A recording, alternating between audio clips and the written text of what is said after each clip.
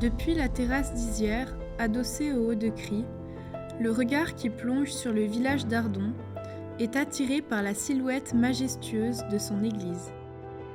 Monument inscrit au patrimoine bâti d'importance cantonale, sa notoriété s'explique aussi par son ancienneté, nous transportant jusque dans l'Antiquité. Le voyage temporel débute dans ses entrailles. En 1959, des premières investigations archéologiques révèlent une origine païenne du site associée à une villa romaine découverte à proximité. La première construction identifiée recueille les cendres de ses défunts dès le IVe siècle. Avec la conversion au christianisme, l'oratoire accueille les nouvelles pratiques d'inhumation. Ardon est alors un des plus anciens sites chrétiens en Valais. Vers 600, l'oratoire est incorporé dans une première église, agrandie à plusieurs reprises au cours des siècles. La crypte aménagée pour les visites met en scène cette chronologie inscrite dans la pierre.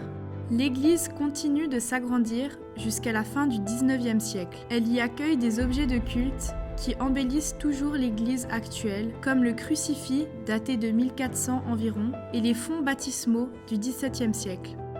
En 1891, le pouvoir de conviction du curé Joseph Blanc rallie la commune, le chapitre de la cathédrale de Sion et les paroissiens à sa volonté de construire une nouvelle église.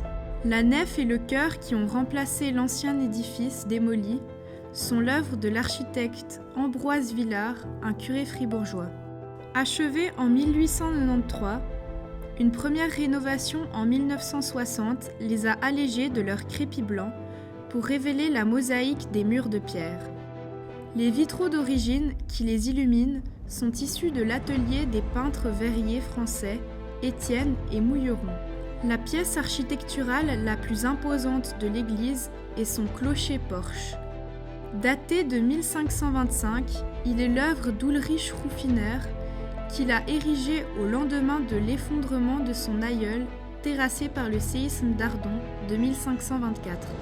Sa flèche de tuf, qui culmine à 35 mètres, abrite depuis 1912 trois nouvelles cloches nommées Jean, Marie-Joseph et Gabriel. En 1990, une quatrième cloche vient enrichir le carillon. On y accède par une poterne perchée sur sa face nord.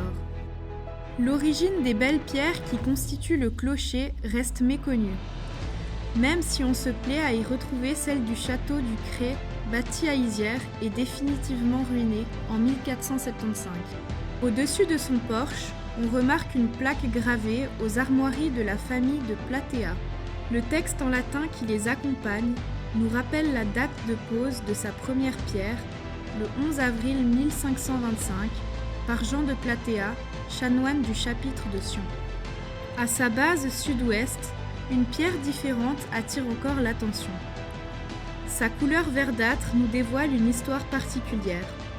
C'est un bloc erratique abandonné par un glacier lors de son retrait de la vallée du Rhône il y a des milliers d'années. En 2018 est entreprise une complète rénovation de l'intérieur de l'église. Particulièrement réussie, elle mérite votre regard admiratif.